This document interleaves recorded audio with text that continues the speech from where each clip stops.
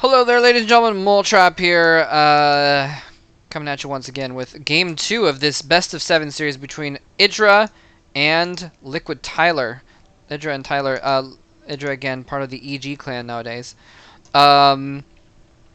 Yes, I realized I was like being all dramatic and like, oh, who are these players? Oh, it's Idra, I've revealed it. But I realized that when I did that in Game 1, you probably already saw the names of the players in the video title. Duh. So, oh well. Random drama. Pointless drama for the win, I guess. Anyway, here we got Game 2, and this is going to be on Metalopolis. And Game 1, very, very spectacular game. If short. Just a very short, sweet, well, I guess it wasn't that spectacular. It was a bit of a build-up, I suppose. But a very, very nice battle happened there, and it was just a little bit sad to see Idra have this beautiful attack timed, where he was just going to get a bunch of roaches and charge in there, and he was going to have spine crawlers to back up to help him out over long distances, and maybe contain Noonie, depending on how, Tyler, depending on how it went, and just forced to engage a little bit too early, unfortunately, and almost just blind luck by Tyler. I don't think he knew that was coming when it was. Anyway, so hopefully we'll see someone's plans actually come to fruition this time. I guess Tyler's plans did come to fruition in that he built a crap load of sentries and really went overboard on the sentries almost early on, and such that he had a ton of sentry energy. I mean, he must have used a dozen force fields in that battle, and basically those force fields were what won him the battle, because they've separated the roaches out. The roaches were always trying to get away and were having to engage 3 or 4 at a time, so it worked really well. Anyway, Idra doing the same standard build again, getting the expansion going, and going for a spawning pool immediately afterwards. Pretty normal build there from both players here. Forge, actually, never mind, cut the normal. Well, I mean, Forge cannons aren't necessarily that unheard of against Zerg. He's got a Zealot running in here as well. Zealot's actually been, I think he might have chrono boosted it out. Zealot's going to get in here pretty, and there we go, there are the pylons down. Oh, he is going to go for it, and the Forge is just warped in as well, so as soon as those pylons get down, he's going to be able to warp in cannons. The Zealot is going to be able to come in here, and unfortunately the Zealot is behind the pylons, so he's not going to be able to do any damage to these drones. If he'd gotten that Zealot in there a little bit earlier, and he'd been able to attack these drones, there's some Zerglings coming out. Zerglings are going to go to work on those pylons, and if he can get this one pylon down, it might be big. He can plug up the gap with Zealots, though, maybe. The pylon goes down, the Zerglings get out, trying to surround those Zealots with drones and Zerglings from all sides. He may be able to do it, but the cannon is almost in. It's protected by this other pylon. He's attacking the cannon now. The cannon warps in. Will it be enough? There's a single Zealot left. He's trying to hold these units off before they can kill off the cannon. Is the cannon going to survive longer? Another Zealot coming in. Photon got him down to 50 health now. A few Zerglings. The last Zealot coming in, and the Queen warping in, or coming in at the last moment. I think it's going to be enough to clean up that Zealot, and the Zerglings wipe out the cannon as well. Wow. Beautifully, beautifully played by Idra. Very, very nicely done. Now, Tyler's going to have to play defense. He's putting up a core. He's probably going to have to put down a cannon over here and block his ramp for the inevitable counterattack. Yeah, here come those Zerglings trying to see if they can do any damage in exchange. Just a little bit of gas incoming for Idra. Actually, a decent amount of gas, I guess. He's got 2 drones. I thought I had 1. 2 drones on gas. Still not a ton, but it's enough. And here we go. 3 Zealots on the ramp.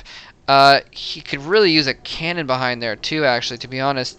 Or some sort of ranged unit. Otherwise, well, he'll get something out eventually. Well, another Zealot actually coming out there. Let's see. Idra is still just... wow, both at 20 harvesters, so actually not too bad of a situation for Noonie at this point. He didn't really accomplish as much as he wanted to with that attack, but I guess he must have done more with it than I actually anticipated. I mean, he did kill several drones and a lot of Zerglings with just 3 or 4 3 or 4 Zealots. And now he's going into basically, wow, 4-gate attack here. 4 Zealots on the ramp, plenty of zealotry to hold that ramp against a lot of Zerglings.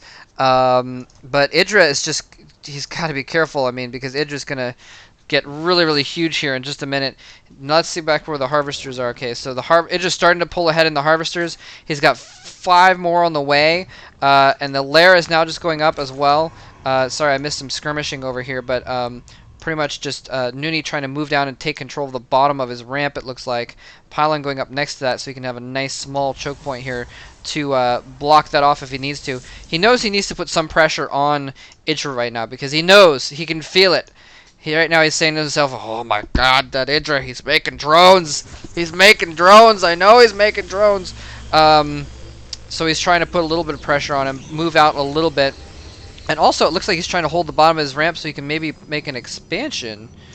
He had enough for an expansion for a moment there, but then he warped in some stalkers instead. So nice little army here, actually. A very significant little army.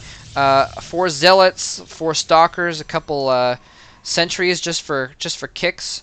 They can be very, very effective. And Idra might get caught off guard here, actually. He's got the lair up. He's spawning all kinds of larvae. But this could be very, very bad. He's got a bunch of Zerglings out of position. I don't know if he knows that Nooney's about to attack here. He's going to be able to bring his Zerglings back pretty quick. They are speed upgraded, but he doesn't have enough meat here. He's only got this one spine crawler. It's probably going to go down in the first attack. Here comes Nooney.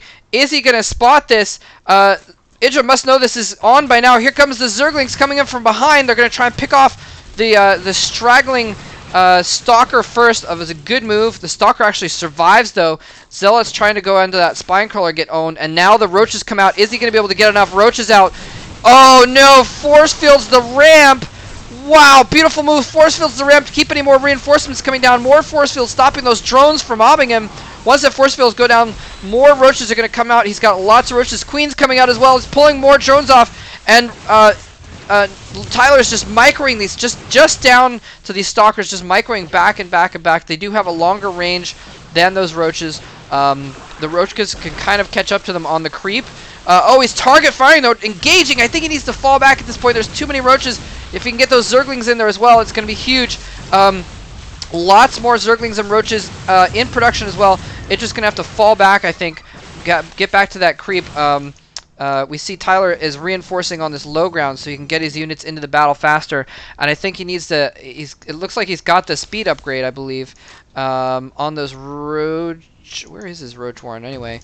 Yeah, he does. It looked like they were speed upgraded. He's got the speed upgrade, but they're still not going to be nearly as effective if they're off the creep.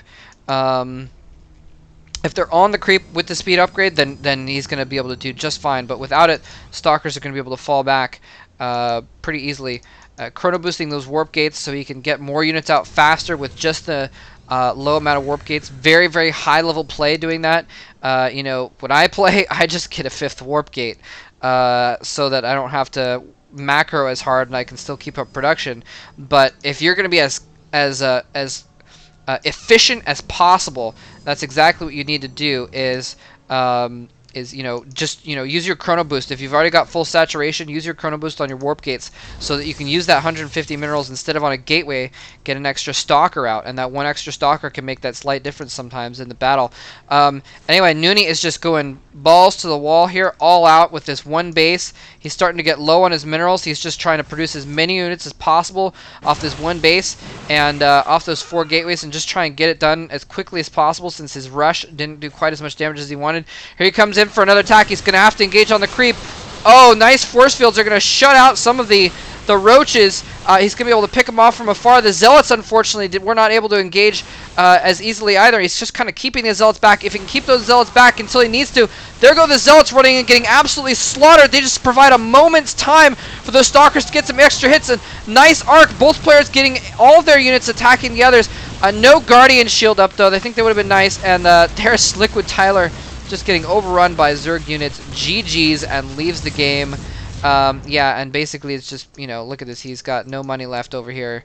Well, it's just a little bit, but he was basically all in off that one base. Otherwise, he would have expanded long ago. I'm surprised he didn't, actually, at some point, but maybe he just figured he was all in because he was behind.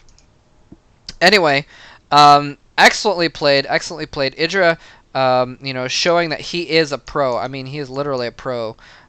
We're talking this guy's gotten the farthest in the GSL of any foreigner. Got to the round of 16 before being eliminated in the recent GOM TV StarCraft 2 Star League.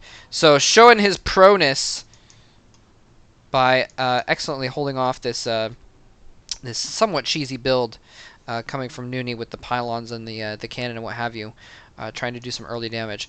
Anyway, hope you guys enjoyed that. Let's move on to game 3. 4? 3? Crap. How many games have I cast? I think it's game 3 next. GG.